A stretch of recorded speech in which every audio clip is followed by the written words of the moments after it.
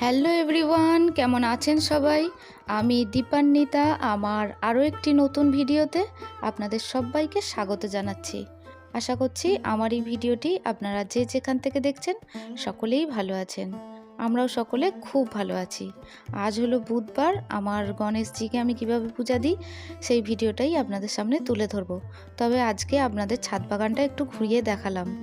আপনারা দেখতেই পেলেন যে আমার লক্ষ্মী পুজোর জন্য যে আমি আমসর খুঁজি, সেই আমসরটা কিন্তু আমার ছাদ বাগান থেকে অনায়াসেই আমি পেতে পারি। কিন্তু আমার গাছটি এতটাই ছোট এবং তার মধ্যে আপনারা দেখতে পেলেন আমের যে মুকুল এসেছে, মানে ছোট গাছ আর এত মুকুল এসেছে আপনাদের দেখালাম। এবং পাশে পেয়ারা গাছটার অবস্থা আপনারা দেখতেই পাচ্ছেন, যত্ন না নেওয়ার ফলে মানে পেয়ারা গাছটায় কত ফলন হতো, এত বড় বড় পেয়ারা হতো, সাইজে এত বড়। আপনারা আমার আগের ভিডিও যারা দেখেছেন তারা জানবেন যে আমি আগে যখন পেয়ারা হতো আমি ঠাকুরকে প্রথমেই আমি প্রসাদ হিসেবে ওই পেয়ারা তুলে আগে আমার ঈশ্বরকে নিবেদন করতাম। তো সেই পেয়ারা গাছটার অবস্থাও খুব খারাপ।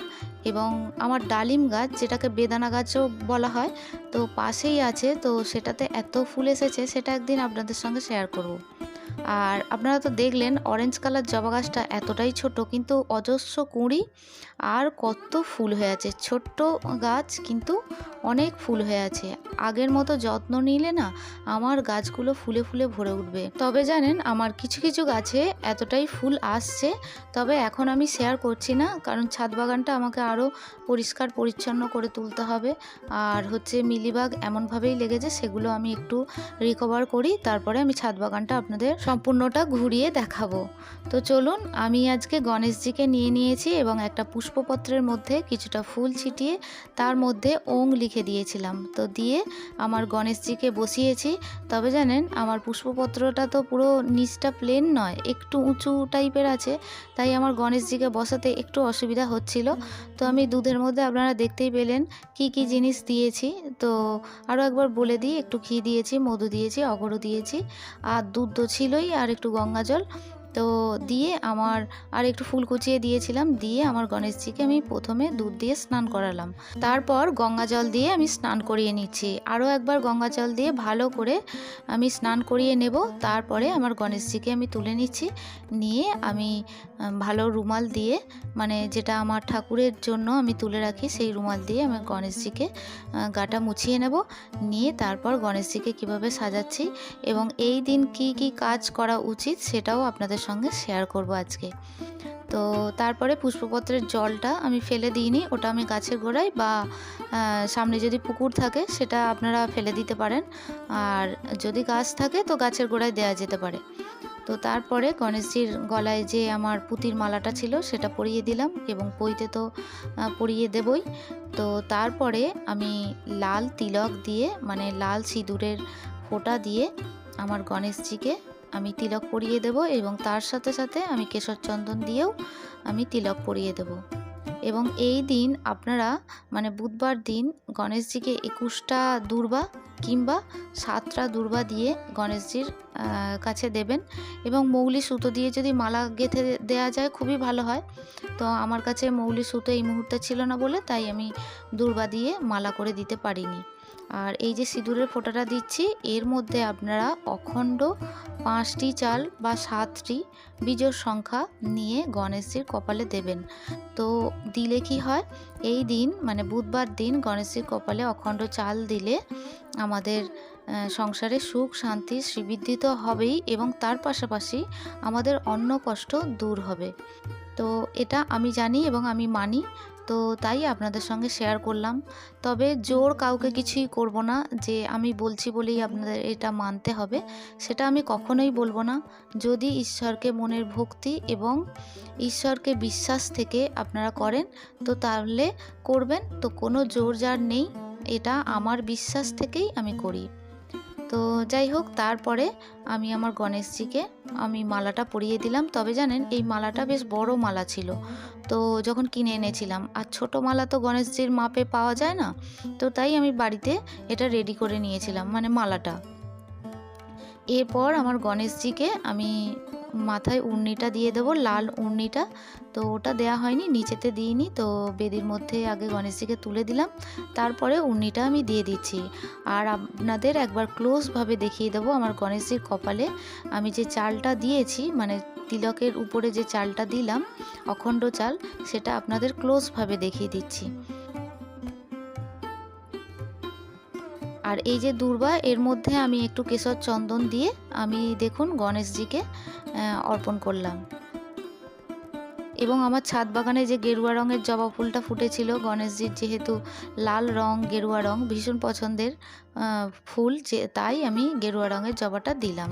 তার পাশাপাশি আমি সমস্ত জায়গাটা, মানে আমার গণেশজির যে জায়গাটা, সেই জায়গাটা আমি সাজিয়ে নিলাম। এই যে আপনাদের ক্লোজভাবে একবার দেখিয়ে দিলাম যে লাল তিলকের উপরে আমি অখণ্ড চালটা কিভাবে দিয়েছি।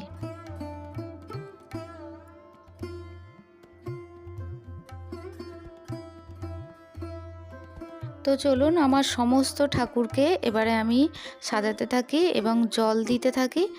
তো এর ফাঁকে আমি কিছু কমেন্ট পড়ব, আর বেশ কিছু কমেন্ট আছে, সেগুলোই পড়ে নেব।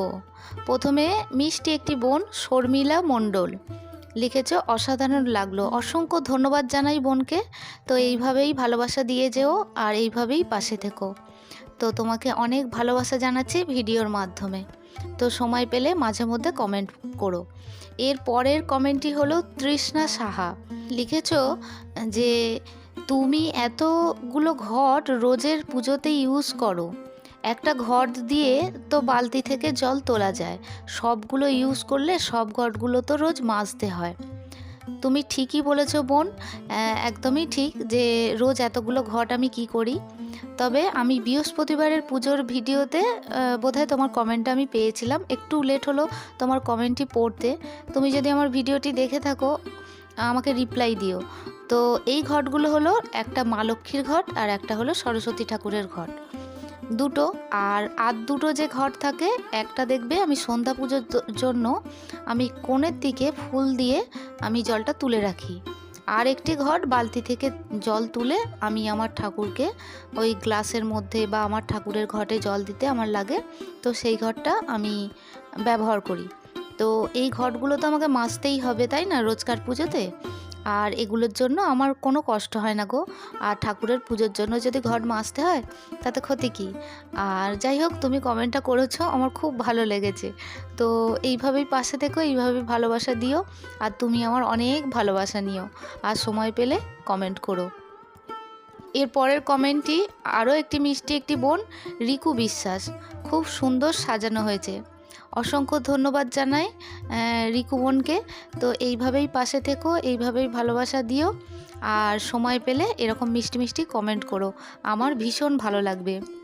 এর পরের কমেন্টটি উনি দিদিভাই না দাদাভাই সেটা আমি ঠিক বুঝে উঠতে পারলাম না, সম্ভবত কোনো আইডি থেকে, হরি হরি।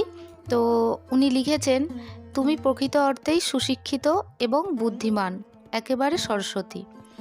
তো আপনি যেটা লিখেছেন, আমি বলবো যে আমি সরস্বতী কিনা আমি সেটা বলতে পারবো না। তবে আমি যখনই কোনো কিছু কাজ করি খুব ভাবনা চিন্তা করে করি, এবং যখনই আমি কিছু কাজ করি সেটা বুদ্ধিমত্তার সাথে কিভাবে সেটা ওভারকাম করতে হবে, সেটা আমি যথেষ্ট ভাবনা চিন্তার সাথেই কাজটা করি। এবং আমার আশেপাশের যারা বন্ধু বান্ধবী আছে তাদেরকেও আমি বোঝাই। তবে আমারও কিছু তার মধ্যে তো ভুল থেকেই যায়, সেগুলোও আবার ওদের কাছ থেকে আমি প্রয়োজনে জিজ্ঞাসা করে নিই, কারণ ভুল কিছু থেকে থাকলে সেটা আমি আগে সংশোধন করারই চেষ্টা করি। কারণ আমার যারা বন্ধু বান্ধবী আছে ওরা সকলেই জানে আমার তো মা নেই, তাই আমি খুবই ভাবনা চিন্তা করে কাজ করার চেষ্টা করি। তো এইভাবেই আমার জীবন কাটছে। তবে আপনি যদি আমার ভিডিওটি দেখে থাকেন অবশ্যই রিপ্লাই দেবেন, আপনি দাদাভাই না দিদিভাই। তো অসংখ্য ধন্যবাদ জানাই আপনাকে। আর আপনি যদি দিদিভাই হন আমার অনেক ভালোবাসা নেবেন, এবং দাদাভাই হলে আমার প্রণাম নেবেন। তো অসংখ্য ধন্যবাদ আবারও জানালাম। তো এইভাবেই আমার পাশে থাকবেন এবং সময় পেলে মাঝে মধ্যে কমেন্ট করবেন, ভালো লাগবে। তো এর পরের কমেন্টটি হলো অন্বেষা অর্পিতা। তো ওম গাং গণপতি নমো, জয় নারায়ণ, জয় মা লক্ষ্মী। জয় মা লক্ষ্মী তোমাকেও জানালাম। আর এইভাবেই পাশে থেকো বোন। তুমি এত সুন্দর মিষ্টি একটি কমেন্ট করেছো আমার ঈশ্বরকে নিয়ে, খুব ভালো লাগলো। এবং তুমি এইভাবেই ভালোবাসা দিও এবং মাঝে মধ্যে সময় পেলে কমেন্ট করো, খুব ভালো লাগবে। এর পরের কমেন্টটি আমার মিষ্টি আরও একটি বোন মোনালিসা। ভিডিওটি অনেক সুন্দর ও ভালো লাগলো দিদিভাই, তোমাকেও অনেক ভালোবাসা, অনেক আদর জানাচ্ছি ভিডিওর মাধ্যমে। এইভাবেই সময় পেলে তুমি মিষ্টি মিষ্টি কমেন্ট করো, আমি জানি তুমি আমাকে কমেন্ট করবে। তো আর আমার অনেক ভালোবাসা নিও। তো এর পরের কমেন্টটি হলো রেখা যাদব। লাইক ডান দি মেরা কো মিলনা থা আপসে। হ্যাঁ, একদিন অবশ্যই তোমার সাথে দেখা করব। শুধু তোমার সাথে না, আমার এই ছোট্ট পরিবারের সকল সদস্যদের সঙ্গেই আমি দেখা করব। তবে এই চ্যানেলের কিছু প্রসিডিওর আছে যেগুলো কমপ্লিট করা আমার দরকার। সমস্ত কিছু কমপ্লিট হোক, আমি অবশ্যই সবার সঙ্গে দেখা করব। এবং আমার এটা ইচ্ছা ছিল, আমি সেটা ক্রমশ প্রকাশ্য হিসেবেই রেখে দিয়েছিলাম, আমি কোনো দিন প্রকাশ করিনি। তবে যেহেতু তোমার কমেন্টটি এলো, আমি ভীষণ খুশি হয়েছি তোমার এই মিষ্টি কমেন্টটি পড়ে। তো তুমি আমার অনেক ভালোবাসা নিও এবং ভিডিওর মাধ্যমে অনেক আদর জানাচ্ছি। আর এইভাবেই মাঝে মধ্যে সময় পেলে কমেন্ট করো, আর আমার অনেক ভালোবাসা নিও। তো এর পরবর্তী ভিডিওতে আমি আরও বেশ কিছু কমেন্ট আছে পড়ে নেব।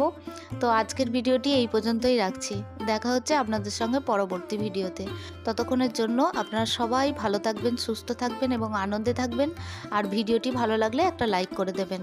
আর এই ধরনের ভিডিও যদি আপনারা আরও পেতে চান, চাইলে আমার চ্যানেলটি সাবস্ক্রাইব করে পাশে থাকতে পারেন।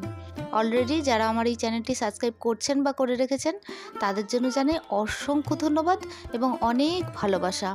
আর যারা সুন্দর সুন্দর কমেন্ট করছেন তাদের জন্যও জানাই অসংখ্য ধন্যবাদ। আজ তাহলে আসি, টাটা।